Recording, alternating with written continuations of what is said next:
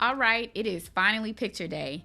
You've done all of your hard work. You visited the home. You have your sellers under contract, and your sellers have actually performed all of the action items that have been discussed. So, whether it's giving that home the curb appeal, removing any pictures off of the wall, or removing any items that they desire to keep to prevent any exclusions being written.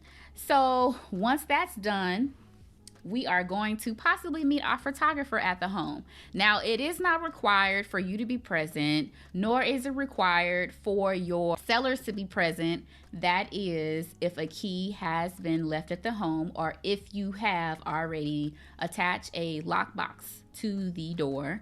You don't have to be present. So that is a perk if you decide to leave a key there prior, in the key box there prior to picture day, if no one is there to be available. But there is a pro about being available. You're able to build a rapport with your photographer. You're able to give them an insight on how you hope to capture the home. And then also, when you build a rapport, you never know how soon they can turn those pictures around to you, right? Please keep in mind that the pictures that you're taking and that you've scheduled with your photographer, these are your official marketing materials. No other real estate agent should use your marketing materials without your permission. This is your possession. Vice versa, you should not be using anyone else's picture as marketing material without their permission. So this is your investment, your initial investment prior to your home closing and being paid. While the photographer is there, you can work on opposite ends, meaning you need to be capturing the measurements for the rooms. So like I've mentioned in one of my earlier videos, the laser measuring tape, not the old school measuring tape, but if not all MLS systems, they do require for you to have the measurements for your room. If a photographer is outside, then how about you start in the kitchen and you take your measuring tape, your laser measuring tape that is, and you go from corner to corner and you take your notes. As you can see this laser back here, you take your notes on what the measurements are for each room. Again, it is required. You will need it in your notes and your agent remarks. It is up for you to reiterate that it's the responsibility of the buyers to confirm the exact measurements, but it is also good for you to capture the best representation as possible because we want to represent our home to the best of its ability. Confirm with the family what will be the official listing day.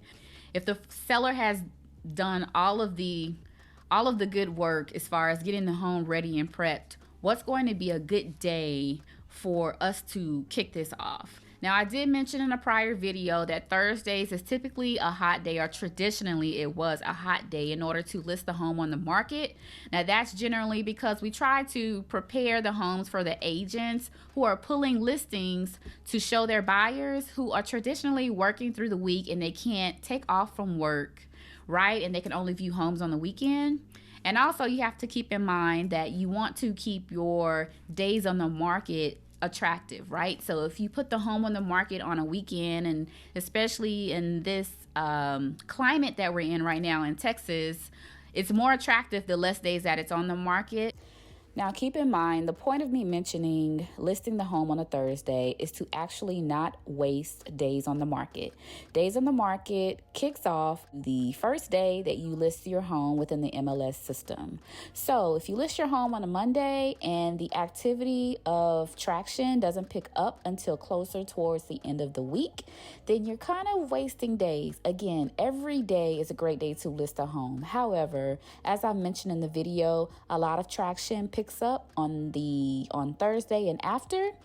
And also keep in mind that days on the market, that is a part of the psychology of real estate. So the closer you get to 30 days, some consumers may be questioning as to why that home is still on the market. So just be conscious on when and how you list your home, because when the home goes live, so does your day on the market count. And once you have a date set in mind, and once that day is something that the seller agrees upon, you want to really reiterate the showing process and the expectations of showing.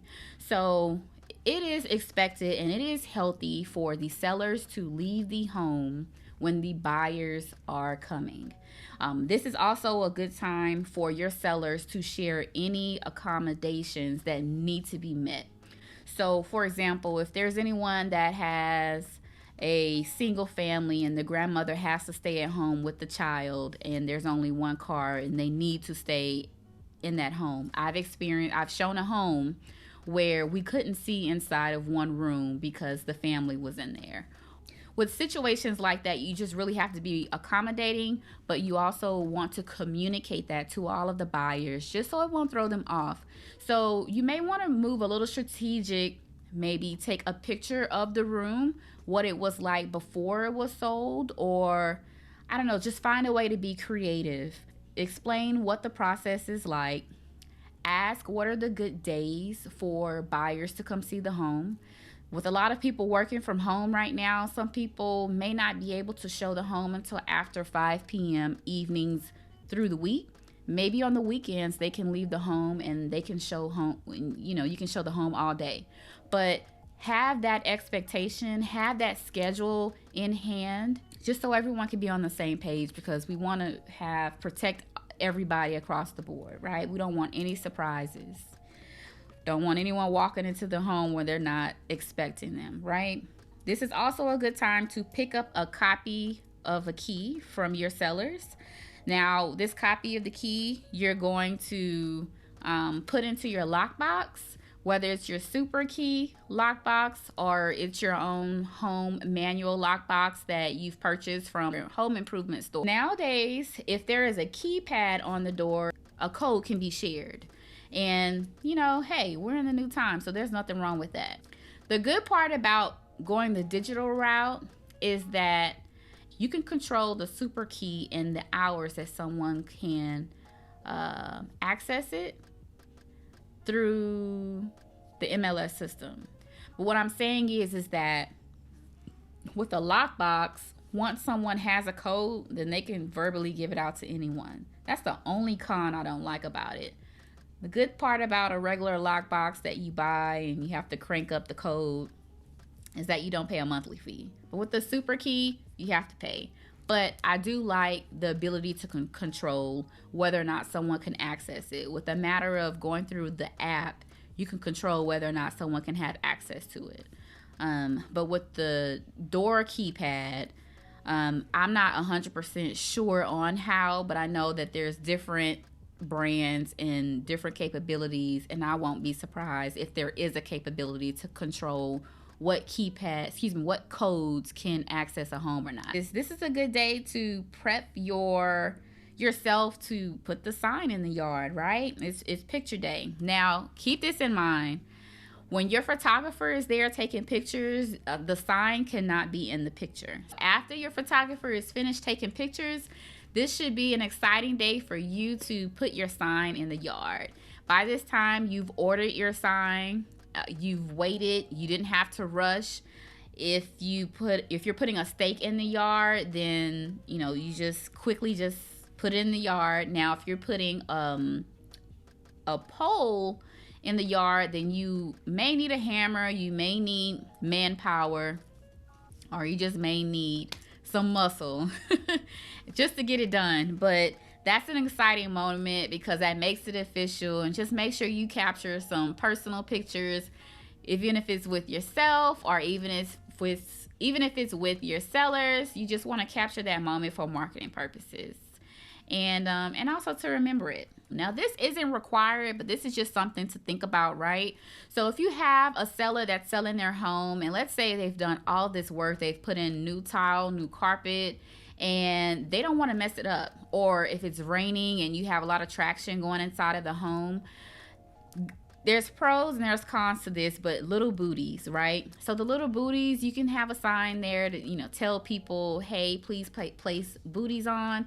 One of the things I did not like was that I found that a lot of buyers who would come and visit the home with their agent, they would use the booties, but they would just toss them to the side in the trash can, or the dirty ones, instead of taking them, or not put them in the trash can at all.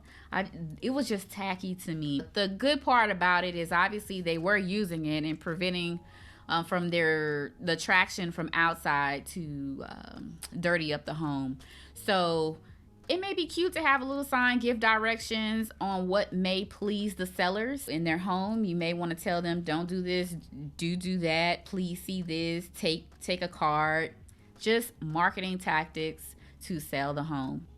I think that's about it. Let's check out the next video.